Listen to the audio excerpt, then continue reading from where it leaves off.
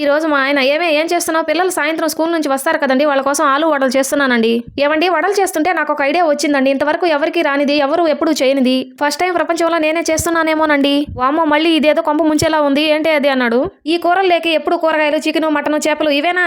నేను కొత్తగా ice cubes curry చేద్దాం అనుకుంటున్నానండి అన్నాను. ఒక సెకండ్ కింద నుంచి పైకి నా వంక చూసి, వసే బాండిల్లో వేయంగానే కరిగి నీళ్ళు అయిపోతాయి కదా, అదేదో ఐస్ క్రీమ్ చేస్తానన్నంత ఈజీగా చెప్తున్నావు అన్నాడు. అబ్బా, నేను అంత తెలివి తక్కువ దాన్ని కాదు. ముందు తాలింపు, పోపు, పులుసు, కూర అంతా రెడీ చేసి అలారిన తర్వాత ఫ్రిడ్జ్ దగ్గరకు వెళ్లి అందులో ఐస్ క్యూబ్స్ వేసి ఈ ఫ్రిడ్జ్ లో పెడతా. అంతే, మనకు తినాలనిపించినప్పుడు కూల్ గా ఫ్రిడ్జ్ దగ్గరకు వెళ్లి తీసుకుని సెకన్ ఆలస్యం చేయకుండా పులుసులో ఉండే ఐస్ క్యూబ్ తినడమే. అంతే, వెరైటీగా ఉంటుంది. ట్రై చేయమంటారా? నీ మొహం మండ, ఎక్కడి నుంచి వస్తాయి ఇలాంటి ఐడియాలు?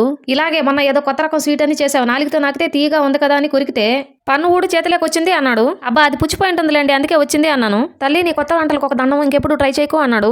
నాలో ఉన్న టాలెంట్ ని తొక్కేయాలంటే మీ వల్ల కాదండి, కొత్త రకం వంటలు కనిపెడతా, మన ఊరు పేరు పేపర్లో పడేలా చేస్తా అన్నాను. ఈ వంటలు తిని మేము మంచాన పడుకుంటే చాలు తల్లి అన్నాడు. సబ్స్క్రైబ్ చేసుకోవచ్చు కదా.